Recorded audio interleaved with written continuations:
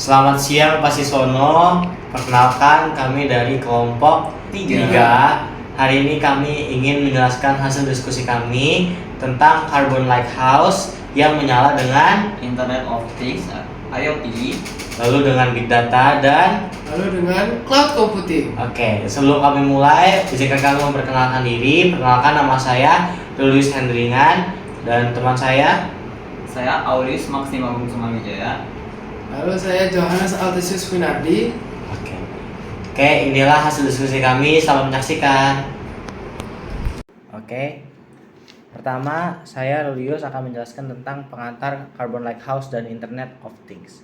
Oke, dari Carbon Lighthouse dulu. Carbon Lighthouse itu adalah perusahaan di Amerika Serikat yang bergerak di bidang properti dengan fokus untuk mengurangi emisi karbon pada bangunan real estate. Jadi perusahaan Carbon Lighthouse ini punya fokus di bidang properti dengan fokus lainnya yaitu mengurangi emisi karbon yang ada. Lalu selanjutnya adalah Internet of Things atau perangkat pintar, seperti sensor cerdas, termostat pintar, dan perangkat yang terhubung ke jaringan untuk memantau dan mengoptimalkan penggunaan energi dalam sistem pemanas, pendingin, dan pencahayaan gedung-gedung komersial dan industri. Jadi perusahaan Carbon Lighthouse ini memakai Internet of Things untuk memberikan data secepat-cepatnya yang dibutuhkan oleh perusahaan ini, sehingga perusahaan bisa mendapatkan data dengan cepat dari perangkat pintar yang telah diatur oleh perusahaan.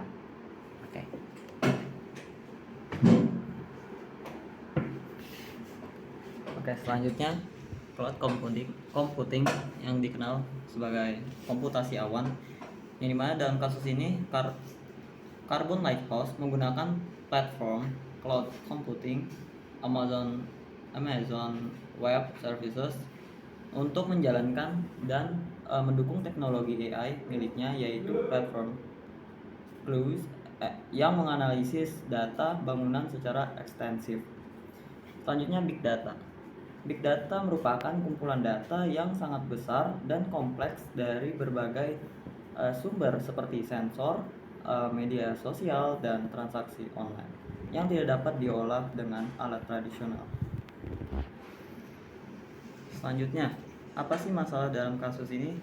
Nah, di sini masalah utamanya yaitu banyak gedung komersial dan industri menghasilkan emisi karbon tinggi karena sistem mekanis yaitu HVAC, pencahayaan, dan peralatan lainnya tidak digunakan secara optimal, yang dimana bukan karena kurangnya tenaga kerja atau kesalahan manajemen organisasi, tetapi karena keterbatasan teknologi standar yaitu building management system yang tidak cukup cerdas untuk mengoptimalkan penggunaan energi secara detail.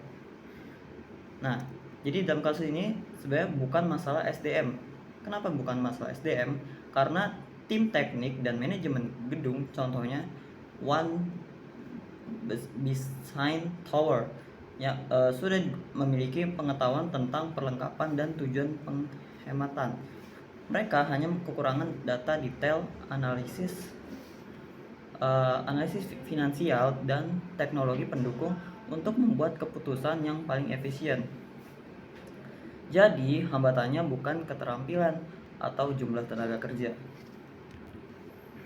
Nah, selanjutnya dalam kasus ini itu bukan masalah organisasi, karena struktur organisasi misalnya L dan B Reality Advisor sudah mendukung keberlanjutan sebagai prioritas. Jadi tidak ada konflik internal atau kesulitan koordinasi yang dijelaskan dalam kasus. Jadi di sini selanjutnya ada masalah teknologi. Jadi dalam kasus ini ada yang fokusnya itu adalah masalah teknologi. Kenapa? Sistem yang ada BMS tidak cukup canggih untuk mengidentifikasi ratusan hingga ribuan kemungkinan penghematan energi. Jadi dibutuhkan solusi berbasis Internet of Things yaitu IoT, Big Data, Cloud Computing, and Software Analysis Clues untuk menemukan cara kerja optimal dari peralatan yang sudah ada.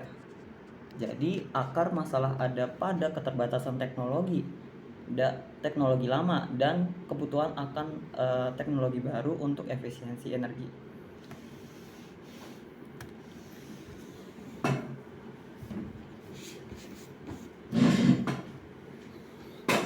Oke, selanjutnya saya akan menjelaskan peran IoT atau Internet of Things. IoT berperan sebagai fondasi utama dalam pengumpulan data real time dari gedung. Yang pertama, sensor dan perangkat terhubung seperti alat ukur HVAC, pencahayaan, dan okupansi dipasang di gedung klien untuk memantau kondisi secara langsung. Yang kedua, data yang dikumpulkan secara otomatis memungkinkan sistem close memahami perilaku gedung secara mendalam, termasuk kapan dan di mana energi digunakan secara berlebihan.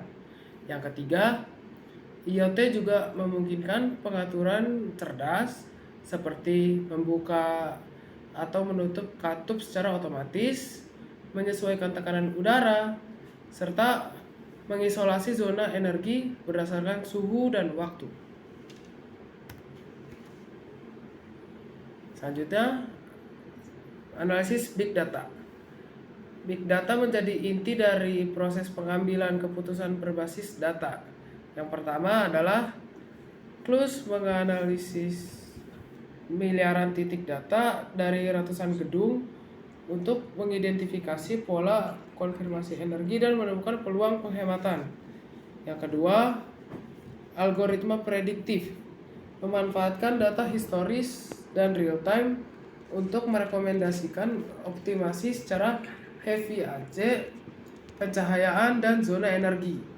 Yang ketiga, analisis ini juga memungkinkan simulasi sebagai berbagai konfigurasi retrofit pencahayaan, lengkap dengan jaminan hasil finansial yang akurat.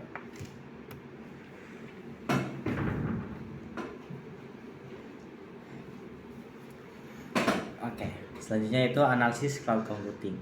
Jadi di sini cloud computing itu apa sih? Cloud computing atau komputasi awan itu menyediakan infrastruktur yang fleksibel dan scalable untuk menyimpan serta memproses data. Jadi dalam perusahaan ini cloud computing itu digunakan untuk menyediakan infrastruktur yang fleksibel dan scalable untuk menyimpan serta memproses data dalam perusahaan. Seperti apa sih? Seperti data properti kayak alamat, luas bangunan, dan deret waktu disimpan secara aman di layanan cloud Amazon. Jadi data yang telah didapat itu akan disimpan secara aman yang akan diletakkan di cloud Amazon. Selanjutnya, cloud memungkinkan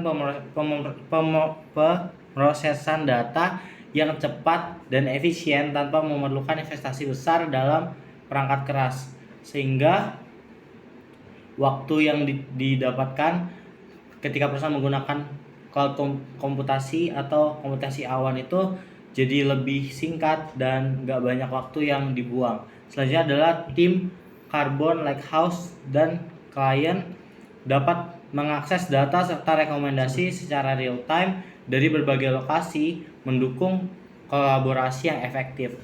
Sehingga apa? Sehingga ketika data ini ditaruh di cloud computing, otomatis data ini bisa diakses dari internet atau dari media-media yang ada, nggak harus secara langsung dan memakan waktu lama, sehingga data yang didapat bisa dimiliki secara real time dari berbagai lokasi, lalu juga mendukung kolaborasi yang akan efektif. Selanjutnya adalah metodologi pemecahan masalah. Jadi metodologi yang dilakukan oleh Carbon Lighthouse untuk pemecahan masalah yaitu dengan mengumpulkan data real time dengan menggunakan peralatan Internet of Things berupa peralatan sensor untuk suhu, terus tekanan udara, kualitas udara, dan lain-lain yang terus memberikan data secara real time. Sehingga apa? Sehingga perusahaan dapat menindaklanjuti dari hasil data yang telah didapatkan. Selain itu, Carbon Lighthouse juga memproses dan menganalisis data yang diberikan oleh peralatan IoT menggunakan big data serta menyimpan data yang telah diproses serta menyimpannya di cloud computing melalui Amazon Web Service atau AWS.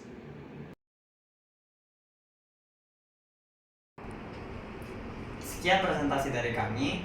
Kelompok 3, Saya Rulius. saya Aulius. Saya Johannes. Terima kasih telah menyaksikan. Terima kasih.